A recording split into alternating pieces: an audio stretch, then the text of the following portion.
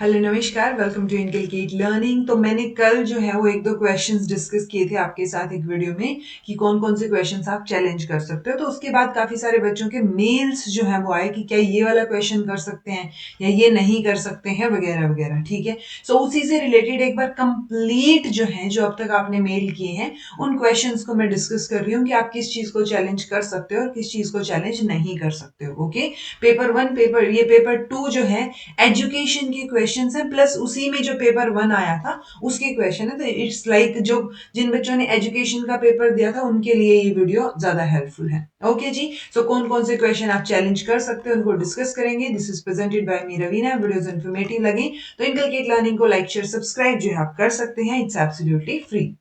तो एक तो सबसे पहला क्वेश्चन, ये तो ऑलरेडी इन्होंने खुद ही ड्रॉप्ड कर रखा है। ड्रॉप है ये क्वेश्चन, आपको आंसर की में ही ड्रॉप्ड मिल जाएगा, जिसमें इन्होंने पूछा था कि which of the following universities were empowered to confer the honorary ये डिग्री जो है ऑफ एलएलओ इन 1884। तो कौन सी यूनिवर्सिटी को बोला गया था, तो इनमें से तीन तीन बोली गई। तो आई थिंक इसका आंसर सिर्फ बॉम्बे है। तो वो क्वेश्चन जो है ये अपने आप इन्होंने ड्रॉप कर दिया। तो ये तो डिस्कस करने की बात ही नहीं है।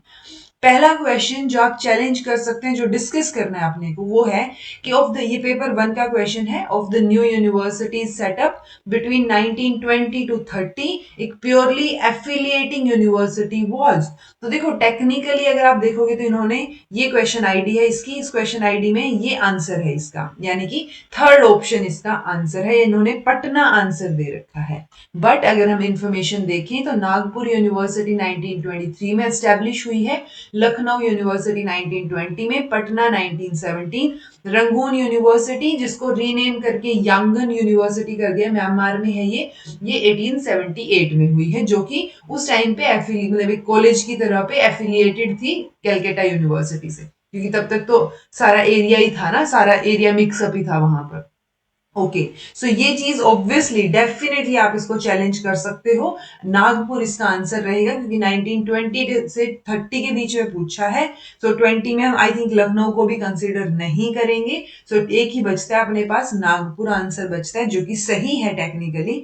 कैसे कर सकते हो आप इस पे सेक्शन आएगा ये, ठीक है। सो जो अबाउट का सेक्शन है ना, वहां पे ये चीजें आपको मेंशन मिलेंगी। आप चाहो तो यहां से भी स्क्रीनशॉट ले सकते हो, ऑब्वियसली स्क्रीनशॉट लेके मेरी फोटो को एडिट कर देना, ठीक है, वहां से कट कर देना क्रॉप करके, तो यहां से भी कर सकते हो। अदरवाइज आप पर्टिकुलर यूनिवर्सिटी की वेबसाइट पे जाओगे तो वहां से भी आपको मिल जाएगा।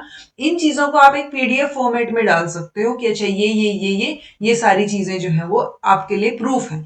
जैसे नागपुर यूनिवर्सिटी की वेबसाइट पे मेंशन है, ये 1923 में एस्टेब्लिश हुई थी। ओके, उसके बाद पटना यूनिवर्सिटी की पे मेंशन है, ये 1917 में, ये देखो यहाँ पे 1917 में एस्टेब्लिश हुई थी। ओके, उसके बाद लखनऊ यूनिवर्सिटी पे आप देखोगे तो ये 1920 में एस्टेब्लिश हुई थी। ठीक है, यांगून वाला आपको डालने की जरूरत नहीं, बहुत है इतना। सो अपना आंसर जो है वो यहाँ से नागपुर कंफर्म हो जाएगा। ओके, तो आप कर सकते हो चैलेंज। देन सेकंड क्वेश्चन जो आप चैलेंज कर सकते हो वो है कि ये क्रोनोलॉजिकल सीक्वेंस पूछी थी आपसे। ये क्वेश्चन की आईडी है 0120, पेपर वन का ही क्वेश्चन है, और आंसर इन्होंने सेकंड दे रखा है जी, ये वाला सेकंड। ठीक है, यानी कि ADECB। तो ए मतलब कोडेक्स सबसे पहले, ठीक है। देन क्रोनोलॉजी पूछी है ना इन्होंने, देन ए के बाद डी न्यूज़पेपर, वो भी ठीक है। ई के बाद अगर आप देखोगे ई, अच्छा ओके, टेक्निकलर सिनेमा, और फिर इन्होंने रेडियो दिया। तो ये चीज गड़बड़ है जी, ठीक है। ऑब्वियसली मोस्ट अप्रोप्रिएट तो यही बनता है अभी भी हमारा, बट अगर आप एग्जैक्ट आंसर देखने की कोशिश करो तो एक बच्चे ने बिल्कुल सही रिसर्च करके भेजा ये कि ये ADCEB होना चाहिए, क्योंकि ऑब्वियसली रेडियो पहले आया है, देन टेक्निकलर सिनेमा, और उसके बाद टेलीविजन आया है अपना। ओके, सो क्योंकि और ये आप कैसे चैलेंज कर सकते हो, ये चैलेंज में आपको नन ऑफ दीज जो है वो आंसर करना पड़ेगा, कि इनमें से कोई आंसर नहीं है। और क्योंकि जिस बच्चे ने आंसर किया है या नहीं दिया आंसर, या वट एवर इट इज, जिसको लग रहा है, क्योंकि सेकंड ऑप्शन दे दिया, आप अगर कोई और ऑप्शन सही करके आए हो तो ऑब्वियसली आप चैलेंज करना चाहोगे। तो जो बच्चा चैलेंज करना चाह रहा है वो नन ऑफ दीज के ऑप्शन पे क्लिक करके, इग्नू का स्टडी मटेरियल है हिस्ट्री ऑफ सिनेमा, उस हिस्ट्री ऑफ सिनेमा में वो बात करते हैं कि 1910 के बाद 13 एक्चुअली, क्योंकि 13 में पहली मूवी आई थी ना इंडियन सिनेमा की, अगर हम स्पेसिफिकली बात करें तो राजा हरिश्चंद्र 1913 में आई थी। सो वो एक दौर था जब साइलेंट मूवीज जो है वो चलती थी, तो उन्होंने 3 दौर से बांट रखी है, 3 क्लासिफिकेशन सी कर रखी है, वो आप यूज कर सकते हो। क्योंकि वैसे तो हमें पता ही है, ऑब्वियसली हमें पता है कि रेडियो पहले आया है और कलर्ड सिनेमा बाद में आया है। ओके, सो वो चीज हमें पता है, बट एज अ प्रूफ जो है वो फिर आप इग्नू के मटेरियल को ले सकते हो जी। तो ये क्वेश्चन भी आप चैलेंज कर सकते हो अगर चाहो तो, नन ऑफ दीज जो है वो ऑप्शन करके, अदरवाइज फिर मोस्ट अप्रोप्रिएट के साथ जाएंगे, फिर तो यही ऑप्शन बचता है जो इन्होंने दे रखा है। ओके, नेक्स्ट है थर्ड क्वेश्चन। इसमें मिनिमम टू मैक्सिमम फ्लक्स पूछा है of the following components of electromagnetic radiation in solar radiation reaching earth. तो देखो, अगर ये देखा जाए कि अर्थ पे कौन सी सबसे ज्यादा पहुंच रही है, तो फिर हम तो विजिबल पे जा सकते हैं। ठीक है, इन्होंने आंसर जो है वो फोर्थ दिया है टेक्निकली, कि सी यानी गामा रेज सबसे कम, then UV rays, then infra आती है, और सबसे ज्यादा जो है वो विजिबल रेज धरती पे पहुंचती हैं। ठीक है, क्योंकि वो विजिबल रीजन है और वही उसी को हम सबसे ज्यादा मानते हैं। सो अगर ये रीचिंग अर्थ के हिसाब से देखा जाए तो आप इसको चैलेंज नहीं कर पाओगे, बट स्टिल अगर आपको करना ही है, किसी बच्चे ने आंसर जो है, अगर कोई बच्चा फर्स्ट आंसर करके आया हुआ है, तो आप ट्राई करके देख लो कि आंसर 1 कर दो, और चैलेंज जो है आप इसको करो किस बेसिस पे, नासा की वेबसाइट पे जो इलेक्ट्रोमैग्नेटिक स्पेक्ट्रम मेंशन है, ये स्पेक्ट्रम, ठीक है, क्योंकि इस पे क्रेडिट मेंशन है ना कि NASA imagine the universe.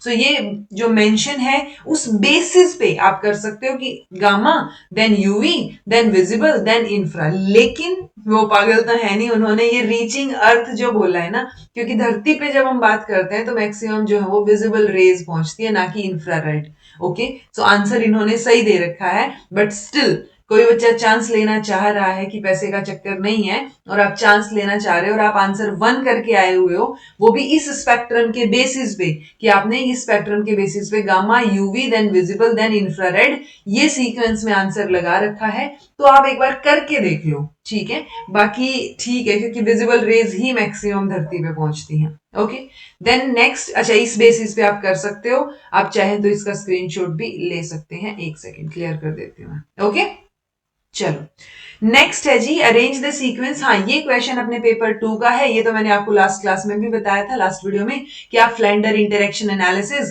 Question है 1101 वाली आईडी, और आंसर इन्होंने फर्स्ट दिया है, बट आप इसका आंसर जो है वो क्या हो जाएगा, गलत है ये आंसर ऑब्वियसली। ठीक है, तो वो ये आप चैलेंज कर सकते हो, और किस बेसिस पे चैलेंज कर सकते हो, इग्नू के स्टडी मटेरियल के बेसिस पे, नन ऑफ दीज ऑप्शन हो जाएगा, क्योंकि आंसर इसका क्या आना चाहिए, फीलिंग्स एक्सेप्ट करना, देन प्रेज करना, और फिर यूज करना आइडियाज को, यानी ABDC आना चाहिए। ठीक है, तो उस बेसिस पे आप नन ऑफ दीज करके इसको चैलेंज करने की कोशिश कर सकते हो। देन मैंने आपको बोला था कि हाँ ये क्वेश्चन भी, और मैंने आपको ये भी बोला था कि आप एक बार इग्नू का मटेरियल चेक कर लेना, मैंने वही नहीं देखा है बस। और उस मटेरियल में ऑब्वियसली किसी बच्चे ने कमेंट किया और उसने फिर प्रूफ भी भेजा मुझे, मैंने मांगा तो ये जो है वो आंसर उन्होंने फोर्थ दे रखा है, अर्थ, काम, धर्म और मोक्ष, जो कि बिल्कुल ठीक है, क्योंकि अर्थ मतलब वेल्थ, ये मैंने आपको पेपर 1 वाली वीडियो में बताया था, बट मैंने खुद वो चीज रीचेक की, तो वहां पे मैंने ये चीज बोली, ये मतलब बताया था इसका, कि काम मतलब प्लेजर, ठीक है, देन धर्म, एथिक्स, और फिर मोक्ष।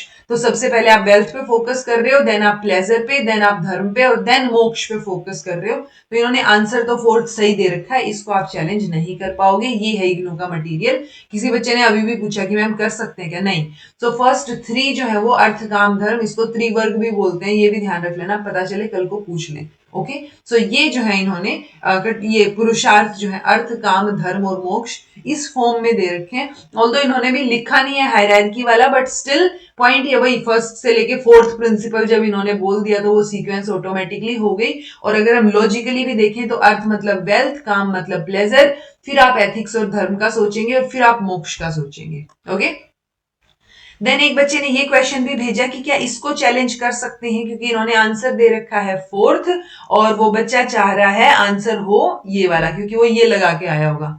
ठीक है, सो देखो, अगर आप देखोगे इसमें सबसे पहले क्या है, ये तो क्लियर है कि सी है, यानी आइटम को पहले आप लिखोगे जब आप कोई भी रेटिंग स्केल बना रहे हो, ओके, कंस्ट्रक्ट कर रहे हो। स्केल बनाते टाइम। तो आइटम राइटिंग सबसे पहले होगी, कोई डाउट नहीं है इसमें। फिर आप उसको प्री ट्राई आउट करोगे, ठीक है। उस ट्राई आउट के बाद आपका क्या करोगे, आप एडमिनिस्टर करोगे फाइनल ट्राई आउट, क्योंकि फाइनल ट्राई आउट के बाद जो है हम आइटम वाइज कैलकुलेशन या रेशियो कैलकुलेशन वो सब करके देखते हैं, और उस बेसिस पे हम चीजें निकाल के और उसके बाद हम फाइनल आइटम्स को सिलेक्ट करते हैं, ठीक है। तो इसको तो आप चैलेंज नहीं कर पाओगे जी, सही है ये। लॉजिकली अगर आप देखोगे तो फोर्थ जो है वो इसका सही आंसर है। ओके, देन ये वाला क्वेश्चन जो मैंने डिस्कस किया था आप लोगों के साथ, लेकिन एक बच्चे ने इससे रिलेटेड प्रूफ भेजे हैं, ठीक है। तो इसमें हमने डिस्कस किया था कि देखो इंक्लूजन की बात हो रही है तो हम एक ही करिकुलम की बात करेंगे, उस बेसिस पे देखा जाए तो सेकंड ऑप्शन को हम ठीक मान सकते हैं, बट हाँ उसमें भी हम फर्दर फ्लेक्सिबिलिटी की बात हमेशा करते हैं, ठीक है। तो जो बच्चा फोर्थ लगा के आया है और चाह रहा है इसको, क्योंकि जिस बच्चे ने लगाया होगा सोच समझ के फ्लेक्सिबल करिकुलम, तो उसने जो है ढूंढ के, आप इसको चाहो तो चैलेंज करके देख लो एक बार, अगर वो माने तो उस चीज को। वैसे तो यूनेस्को के डॉक्यूमेंट में मेंशन है तो मान लेना चाहिए।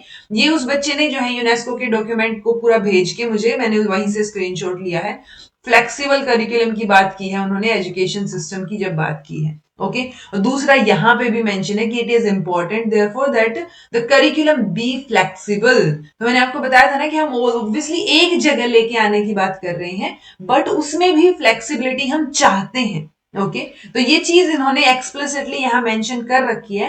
तो डेफिनेटली ये यूनेस्को का जो पीडीएफ है और जो मटेरियल है, उस बेसिस पे जो बच्चा अगर फ्लेक्सिबल करिकुलम करके आया है तो वो एक बार चैलेंज करके देखो, मतलब 200 रुपए में कुछ नहीं जाएगा अगर ये 2 नंबर यहां से मिल जाए तो। ओके, सो वो आप ट्राई कर सकते हो। ऑब्वियसली जो बच्चा सेकंड करके आया है वो तो क्यों ही चैलेंज करेगा जब उसका आंसर सही बता रखा है, बट जिन्होंने फोर्थ किया है और जिस बच्चे ने स्पेसिफिकली ये चीज भेजी है तो वो चैलेंज कर देना, ट्राई करने में कुछ नहीं जाता अगर आपको मार्क्स मिल जाए तो, ठीक है। ऑब्वियसली किसी को मिलेंगे किसी को नहीं मिलेंगे, बट फ्लेक्सिबल वाला आंसर अगर वो सही देते हैं तो अगर अच्छे से सोच समझ के बोला जाए तो डी आंसर हो सकता है। आप इसको चैलेंज करके देख सकते हो, ठीक है जी। सो टोटल आप चाहो तो 5 क्वेश्चंस चैलेंज करके देख सकते हो, बट उन 5 में से एक वो अपना यूवी रिविजिबल वाला जो है वो मुझे लगता नहीं है मान्य होगा।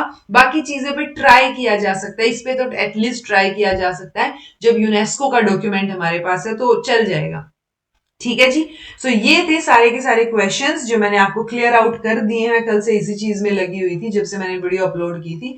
सो आई होप अब आपको कोई डाउट ना हो, क्योंकि जिन बच्चों के मेल आने थे वो आ चुके हैं, इसीलिए मैं ये फाइनल वीडियो बना रही हूँ कि ये क्वेश्चन जो है वो आपने डिस्कस करने को बोला था कि इनमें से क्या क्या चैलेंज कर सकते हैं, तो वो मैंने अपना जो है पॉइंट ऑफ व्यू और डिस्कशन आपके सामने रख दिया है। This was all about today. फिर भी कोई डाउट हो, कुछ क्लियर करना हो तो आप मेल कर दीजिए।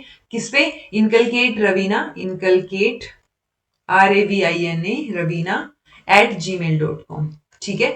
सो वहां पे आप मेल कर सकते हो, this was all about today, और या फिर कमेंट कर सकते हो। Thank you so much for watching. Be happy, keep smiling, all the best. I hope जो जो बच्चे चैलेंज करें वो एटलीस्ट मान्य हो और वो सही हो जाए, ठीक है। So thank you so much for watching. Be happy, keep smiling, subscribe to inculcate learning because it is absolutely free, and be consistent in your efforts. Take care.